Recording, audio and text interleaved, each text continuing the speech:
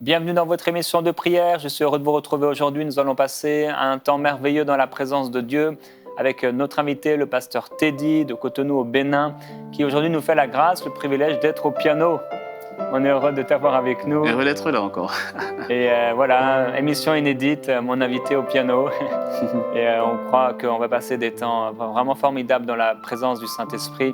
Et j'aimerais vous partager le témoignage d'Hélène qui dit « J'ai suivi le live de prière inspirée avec le prophète Jérémie et le pasteur Grégory. Dès le début du live, le pasteur Grégory a reçu une parole à propos de barreaux de fer qui étaient en train d'être brisés. Pour une jeune femme, il a cité mon prénom. L'onction est tombée sur moi, j'ai su que c'était pour moi. J'ai senti comme un feu venir en moi, de la chaleur envahir ma tête entière. Alors qu'il priait, je me suis mise à genoux et je me suis retrouvée en larmes, les bras au ciel. J'étais effectivement bloquée dans plusieurs situations. L'ennemi m'avait beaucoup attaqué dans mes pensées récemment. L'Esprit de Dieu est descendu sur ma tête et m'a libérée. Dieu a puissamment agi à travers vous. Suite à cela, alors que l'émission poursuivait, j'ai été convaincu par l'Esprit d'offrir un sacrifice en devenant partenaire de MCI TV. J'ai donc immédiatement agi et rempli le formulaire donc sur les8000.com. C'est dans la joie que j'apporte ma pierre à l'édifice de MCI TV. Je regarde la chaîne depuis presque 1 an. J'ai été tellement béni par vos émissions, vos encouragements et votre cœur. Elles ont un impact significatif dans ma vie. J'ai hâte de voir la suite et je suis heureuse de faire désormais partie de vos partenaires. Dieu est fier de chacun de vous. Frères et sœurs, je vous bénis pleinement. Au nom de Jésus-Christ, avec amour, Hélène, et nous vous bénissons également, Hélène. Merci pour ce témoignage qui nous montre encore la bonté de Dieu, la présence du Saint-Esprit qui vient et qui se manifeste sur tous ceux qui suivent nos émissions. Nous proclamons la gloire du Seigneur sur vous. Et avant de te donner la parole, pasteur, je vais simplement lire un passage que je me suis senti de lire pour vous, Ecclésiaste au chapitre 3 au verset 1. Ecclésiaste dit « Il y a un moment pour tout, un temps pour toute chose sous le ciel. » Et pendant que je vais lire ces versets, le Saint-Esprit va parler à plusieurs personnes. Il y a un moment pour tout, un temps pour toute chose sous le ciel, un temps pour enfanter et un temps pour mourir, un temps pour planter et un temps pour arracher le plant, un temps pour tuer, un temps pour guérir, un temps pour démolir et un temps pour bâtir, un temps pour pleurer et un temps pour rire, un temps pour se lamenter, un temps pour danser, un temps pour jeter des pierres et un temps pour ramasser les pierres, un temps pour étreindre et un temps pour s'éloigner de l'étreinte, un temps pour chercher et un temps pour perdre, un temps pour garder, un temps pour jeter, un temps pour déchirer, un temps pour recoudre, un temps pour se taire et un temps pour parler, un temps pour aimer, un temps pour haïr, un temps de guerre et un temps de paix. Que reste-t-il à celui qui travaille de la peine qu'il prend? Mais l'Ecclésiaste termine ainsi, puisqu'aujourd'hui nous voulons parler d'obéissance, et j'aimerais vous dire que c'est toujours le temps pour obéir à Dieu. Il n'y a pas un temps qui existe pour lui désobéir, mais tout temps est propice pour obéir au Seigneur et observer ses commandements. Et tout le livre de l'Ecclésiaste avec ces puissantes déclarations, ces principes spirituels, ces choses aussi de sagesse, parfois humaine, parfois divine. Il dit « Écoutons la conclusion de tout le discours, crains Dieu et observe ses commandements, c'est là tout l'homme. Car Dieu fera passer toute œuvre en jugement au sujet de tout ce qui est caché, soit bien, soit en mal. » Aujourd'hui, nous voulons vous encourager à obéir à Dieu et c'est le titre de l'émission que tu as, que tu as écrit aujourd'hui, que tu as décidé « Obéir à la voix de Dieu ». Obéir à la voix de Dieu, oui. Parce que s'arrêter et faire l'état des lieux, c'est important. C'est une phase d'introspection qui est importante. Entendre Dieu, s'assurer d'entendre ce que Dieu dit, quelle est la volonté de Dieu. Pas simplement la volonté qui est bonne, pas simplement celle qui est agréable, mais dans le but d'accomplir la volonté parfaite du Seigneur pour notre vie. C'est excellent, il le faut. Mais la clé de voûte, en fait, c'est une fois que j'ai entendu Dieu, qu'est-ce que je fais? Est-ce que je choisis d'obéir à sa voix? Est-ce que je fais le pas ou pas? Et on le disait dans les émissions précédentes, que c'est là où il y a cette distinction, entre guillemets, on va dire, qui se fait entre ceux qui sont élus et ceux qui s'arrêtent au niveau de l'appel.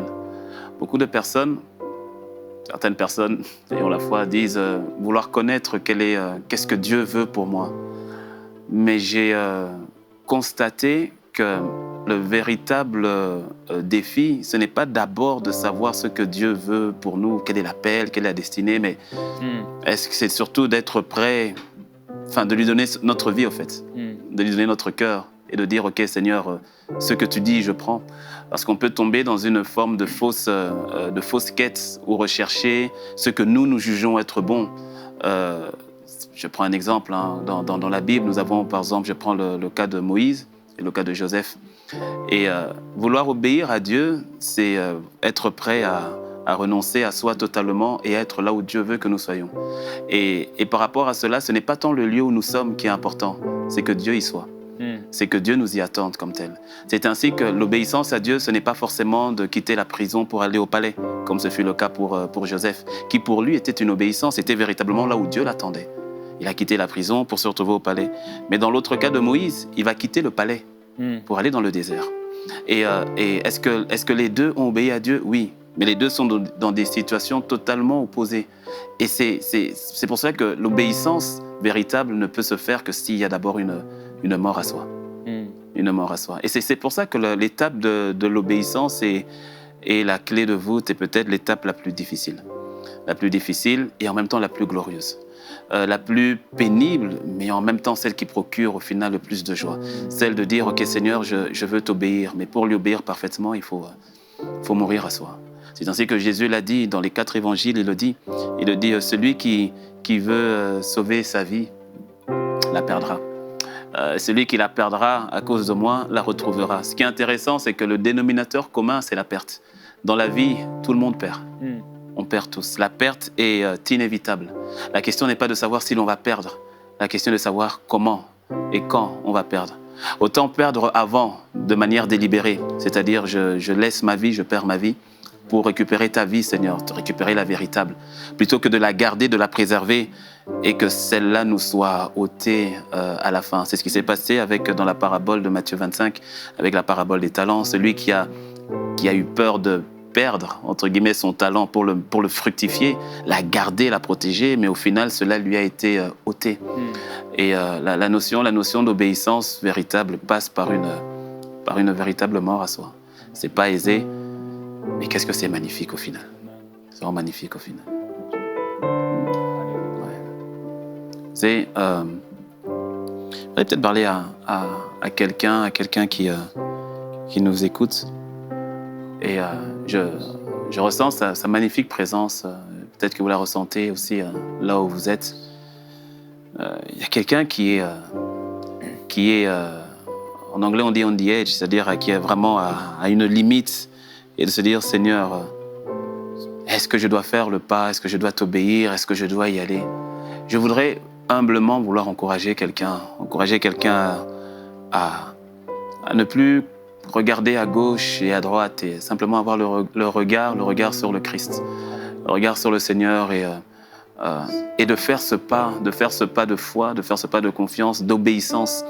Nous avons tous à obéir, chacun à une étape particulière de notre vie. Et la notion d'obéissance, comme l'a dit le prophète Jérémie tout à l'heure, il n'y a pas un moment pour lui désobéir, c'est tout le temps, c'est à chaque instant. Peu importe le niveau où vous êtes, que vous soyez loin de Dieu actuellement, il faut obéir et revenir, ou bien que vous marchiez avec Dieu, il y a certainement un nouveau niveau où le Seigneur vous demande ce sacrifice et cette obéissance. Et je voudrais vraiment prier pour que le Seigneur vous donne cette perspective, cette force de dire, Seigneur, je m'abandonne. Seigneur, je m'abandonne, je vis pour toi. C'est rien d'autre, Seigneur, si ce n'est toi. C'est pas aisé. Le Seigneur n'a jamais promis que ce serait facile. Il n'a jamais promis que ce serait facile. Mais il a dit, tout est possible. Celui qui croit. Seigneur, tu nous vois, tu nous connais. Tu vois mon frère, tu vois ma sœur, Seigneur, qui actuellement est devant son écran et il y a cette voix que tu fais retentir en lui, que tu fais retentir en elle depuis un certain moment où tu lui dis, mon fils, ma fille, fais-moi confiance, mon fils, ma fille, obéis au son de ma voix. Seigneur, je viens prier, je viens intercéder pour mon frère, je viens intercéder pour ma sœur. L'obéissance à ta voix, l'obéissance à ta parole. Dans ce jardin de Gethsémane, lorsque tu t'es retrouvé face à ta destinée, tu as dit, mon âme est triste jusqu'à la mort. Ce n'était pas aisé, Seigneur, ce n'était pas facile, mais tu as fait ce choix. Tu as dit, Seigneur, non pas ma volonté, Père, mais ta volonté. Seigneur, donne la force à mon frère, donne la force à ma sœur de t'obéir, obéir au son de ta voix. Il y a quelqu'un quelque part qui attend ton obéissance, mon frère. Il y a quelqu'un quelque part qui attend ton obéissance, ma sœur. Il y a quelqu'un qui attend ton obéissance afin d'être sauvé. Il y a quelqu'un qui attend ton obéissance afin d'être guéri. Il y a quelqu'un qui attend ton obéissance, un orphelin qui attend ton obéissance afin d'être pris en charge. Il y a une église qui attend ton obéissance afin de pouvoir naître, sortir de terre. Il y a une nation qui t'attend. Il y a une nation qui t'attend. Il y a une nation qui t'attend. Ne regarde pas, ne regarde plus, ne considère plus ces choses qui demain disparaîtront. Considère simplement la voix du Seigneur, celui qui t'a appelé, celui qui t'a suscité, celui qui te connaît. Seigneur, fais grâce, Seigneur, à mon frère. Seigneur, fais grâce à ma sœur. Fais-nous grâce d'entendre le son de ta voix, Seigneur. Fais-nous grâce d'entendre le son de ta voix et d'y obéir. Jésus, nous te demandons. Fais-nous grâce, Seigneur. Seigneur, obéir au son de ta voix.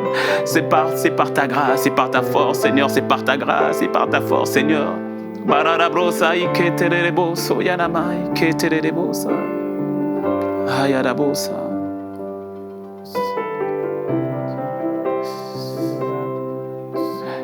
Je voudrais dire aussi à quelqu'un, lorsque Jésus est ressuscité, quand il est parti à la croix, il était totalement balafré. On l'avait frappé, flagellé. Il était méconnaissable. Ésaïe a prophétisé en disant il n'avait ni beauté, ni éclat. Et lorsqu'il est ressuscité, il est revenu glorieux, il est revenu magnifique.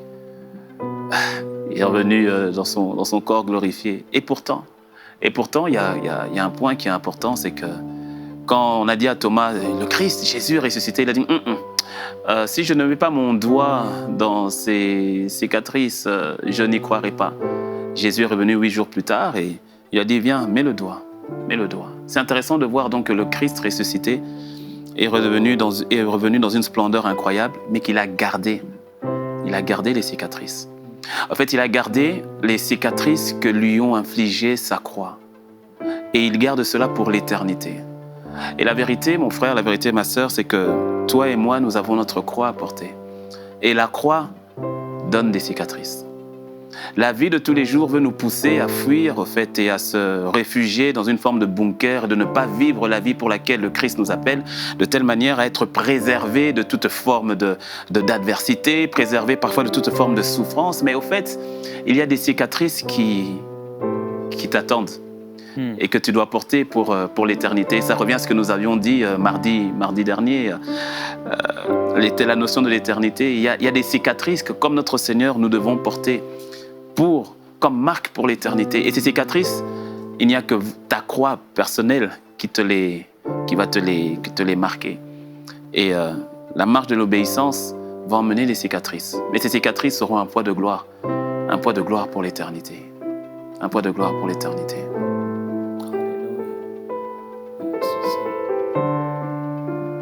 Merci Saint-Esprit.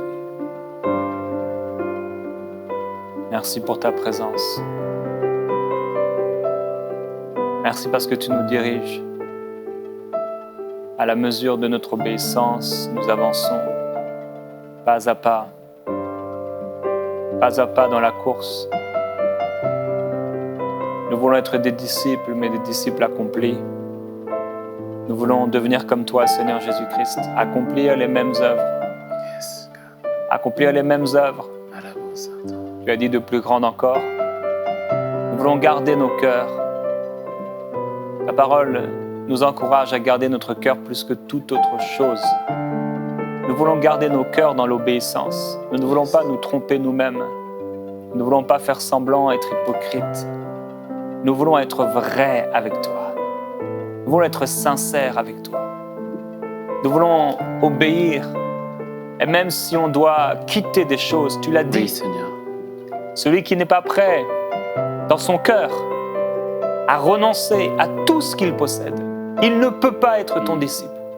Aujourd'hui, on vient au pied de la croix, on vient devant l'autel. On vient déposer nos vies encore, Seigneur. Oui, Seigneur. S'il y a une chose qui a pris ta place, s'il y a dans nos cœurs une idole, quelque chose qui nous empêche de nous asseoir à table avec toi, Oui, Seigneur. peut-être c'est comme tu l'as dit dans cette parabole, un champ à aller voir. Peut-être un mariage dont on veut profiter. Peut-être des choses à aller essayer. Des choses qui nous empêchent de renoncer, de tout donner.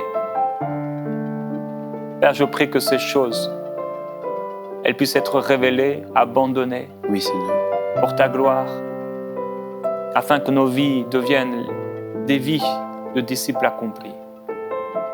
Ah oui, ta parole déclare qu'il y a un temps pour toutes choses. Il y a un temps pour toutes choses. Et pour certaines personnes aujourd'hui, c'est le temps de naître, pour d'autres, de mourir. Pour certaines, c'est le temps de planter des choses et pour d'autres, de les déraciner. Amen. Pour certains, de construire, d'abattre. Pour certains, de rire ou de pleurer. Certains, de prendre des pierres pour construire quelque chose et certains d'abattre ces pierres. Amen. Et comme il a été dit, Joseph, Moïse, l'un qui a l'air d'avancer, l'autre de reculer. Il y avait un temps pour tout. Père, je prie que ton peuple puisse discerner les temps et les moments. Les temps et les moments. Donne-nous de discerner toujours, Seigneur, les temps et les moments dans ma vie, dans nos vies. De discerner. Tu l'as dit, comment ne discernez-vous pas ce qui se passe, les temps dans lesquels vous êtes? Nous voulons discerner, entendre ta voix, obéir. Ensuite, à ce que tu nous dis. Nous t'aimons, Seigneur. T'aimons, Seigneur. Nous t'aimons. T'aimons, Seigneur. T'aimons, Seigneur. Nous t'aimons, Seigneur.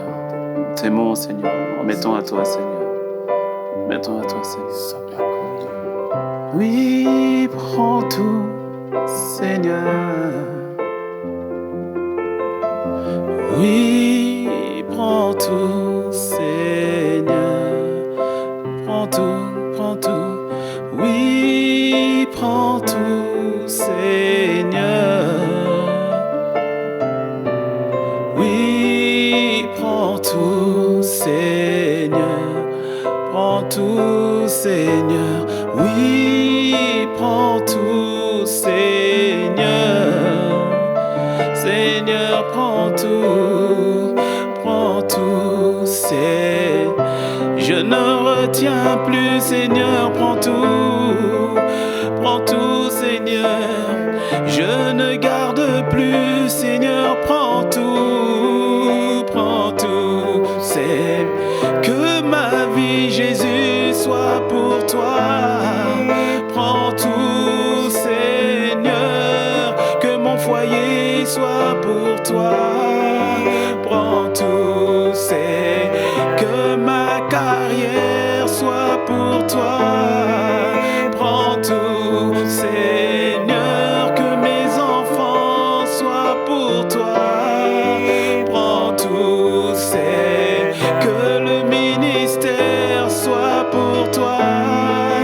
Prends tout, Seigneur. Je ne garde rien, Seigneur, pour moi.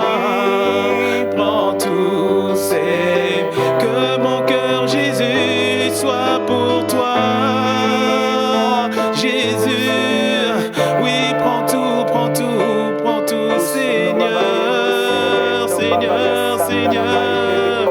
Oui, prends tout. Je ne négocie plus. Je ne parlemente plus. Je ne garde plus rien pour moi. Seigneur, je te donne tout qu'à toi. Seigneur, prends tout pour toi. Seigneur, prends tout pour toi. Seigneur, prends tout pour toi. Ma vie, ma force, mes faiblesses, prends tout. Oui, prends tout, Seigneur. Oui, prends tout, Seigneur. Oh, oui, prends tout, Seigneur.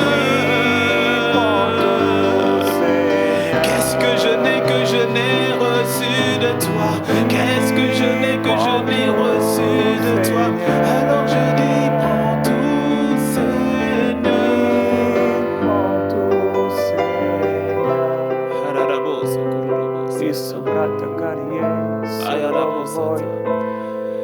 tout, Seigneur. Prends tout, Seigneur. Tu n'as rien retenu pour toi, tu n'as rien gardé pour toi. Tu es venu et tu as tout donné. Tu t'es donné, tu t'es livré. Ah Seigneur, à notre tour, nous voulons nous donner pour toi. Que notre vie soit pour toi. Comme pouvait le dire l'apôtre Paul, si je vis, ce n'est plus moi qui vis, mais c'est Christ qui vit en moi. Que notre vie, Seigneur, soit toi seul, soit formée en nous. Que notre vie, Seigneur, soit pour toi. Que notre joie, que ce soit toi notre joie. Notre raison d'exister, que tu sois notre raison d'exister. Non pas par notre force, Père. Par ton esprit, par ton esprit. Là où le péché nous avait si facilement enveloppés, que nous en soyons totalement délivrés, totalement libérés, totalement libérés. Un cœur qui t'aime, un cœur qui te cherche, un cœur qui s'abandonne à toi, un cœur qui ne cherche que toi, un cœur totalement acquis pour toi, en toi. Seigneur, fais grâce à mon frère, fais grâce à ma soeur. Shararabosa. Tu es merveilleux, Jésus-Christ. Kararabosa.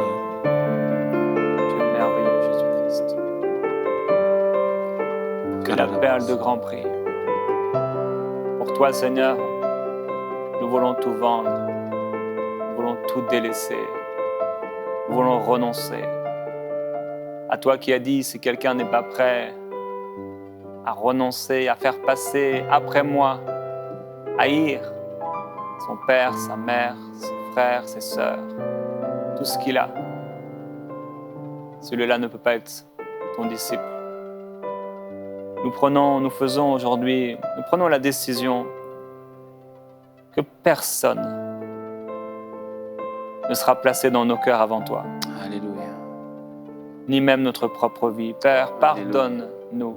Pardonne-nous. Je t'en prie, Père, pardonne-nous pour toutes les fois où ton esprit nous a pressés, nous a poussés vers quelque chose, à faire, à dire, à ne pas faire, à pas dire, et où on a désobéi. Nous voulons aujourd'hui nous consacrer encore à toi. Oui, Seigneur. À nouveau, nous consacrer et obéir. Tu nous as formés à partir de la poussière. Et tu es venu habiter dans nos cœurs. Tu nous as régénérés. Comme Christ que tu as ressuscité d'entre les morts, à qui tu as donné un corps glorifié. Tu nous donnes aussi de vivre une vie dans la gloire, une nouvelle vie.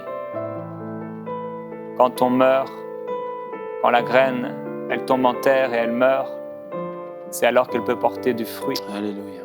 Et beaucoup de fruits pour ta gloire. Alléluia. Nous voulons porter plus de fruits, Seigneur. Alléluia. Nous voulons davantage te glorifier. Nous voulons obéir.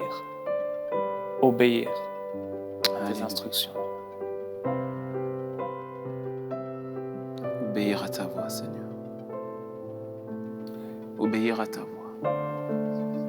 Nous demandons la grâce, Seigneur, pour obéir à ta voix. Nous ne voulons pas obéir partiellement. Obéir totalement à ta voix. Obéir à ta voix. Obéir au son de ta voix. Seigneur, dans ta magnifique présence, je prie, il y a plus d'une personne en ce moment qui est connectée et qui est ébranlée de l'intérieur. Mais, Seigneur, je prie que ton Saint-Esprit, Allos Parakletos, notre aide, vienne maintenant envelopper mon frère, envelopper ma sœur. Alors que tu es là et que ça se bouscule au-dedans de toi, il y a une paix qui te comble maintenant, qui te remplit maintenant. Tu ressens sa présence, la présence du Saint-Esprit qui ne t'avait jamais quitté. Il avait toujours été là. Mais là, tu la ressens de manière palpable, sous forme de paix, sous forme de présence, voire de chaleur autour de toi. Et tu perçois au plus profond de toi une paix qui t'avait échappé depuis longtemps. Tout va bien et tout ira bien. Il dit dans sa parole, je ne t'abandonne point, je ne te délaisse point. Et je ressens cette parole d'encouragement pour quelqu'un qui, à cause de ton obéissance, tu te retrouves dans une situation difficile. À cause de ton obéissance, tu te retrouves dans une situation dite de souffrance parce que tu as obéi, parce que tu as été intègre. Un peu comme Joseph s'est retrouvé en prison à cause de son intégrité et de l'obéissance à la parole de Dieu. Mon frère, ma sœur, entends cette parole d'encouragement. Il est avec toi. Ne lâche pas. Il a dit, celui qui persévérera jusqu'à la fin, ne lâche pas. Tant que ce n'est pas terminé, ne lâche pas. Le Seigneur ne permettra jamais que tu sois tenté au-delà de tes forces. Cela veut dire que tu as cette capacité en toi par le Saint-Esprit qui est en toi. Ne lâche pas. Sois encouragé. Sois encouragé. Tiens ferme. Tiens ferme, tiens ferme. Seigneur, je prie pour mon frère, je prie pour ma sœur, qu'elle tienne ferme, qu'elle tienne ferme. Je prie pour mon frère qui a écouté ta parole et qui a quitté sa religion. Et à cause de cela, il est persécuté. Mon frère, ma sœur, le Seigneur me dit de te dire, je suis avec toi, ne lâche pas, ne lâche pas. Cette persécution n'est pas pour ta mort. Le Seigneur est avec toi, mon frère, il est avec toi, ma sœur. Ne lâche pas prise, ne lâche pas prise, ne lâche pas prise. Il est avec toi. Sa force est ton partage. Sa force est ton partage. Il t'a dit, je te donne des projets de paix et non de malheur afin de te donner un avenir et une espérance. Ne lâche pas. Ce qu'il t'a dit arrive à manifestation. Ne lâche pas prise. Il est avec toi. Il est avec toi. Ézéchias tourna son visage contre le mur et pria l'Éternel en disant « De grâce, Éternel, souviens-toi que j'ai marché devant ta face avec fidélité et intégrité de cœur et que j'ai fait ce qui est bien à tes yeux. » Et Ézéchias répandit des pleurs abondants. Ésaïe, qui était sorti, n'était même pas encore dans la cour centrale lorsque la parole de l'Éternel lui fut adressée en ces mots. « Retourne dire à Ézéchias, conducteur de mon peuple, ainsi parle l'Éternel, le Dieu de David, ton père. J'ai entendu ta prière, j'ai vu tes larmes. Voici, je te guérirai. Le 3e jour, tu monteras à la maison de l'Éternel. J'ajouterai 15 années à tes jours et je te délivrerai, ainsi que cette ville de l'emprise du roi d'Assyrie. Je protégerai cette ville à cause de moi et à cause de David, mon serviteur. » Au nom de Jésus, soyez réconfortés par le Saint-Esprit. Laissez-vous toucher par le Seigneur, prendre dans les bras du Seigneur. Il vous prend dans ses bras maintenant. Il vous donne la force et le courage. Laissez-vous simplement aimer par Christ dans ce moment, cet instant. Alléluia.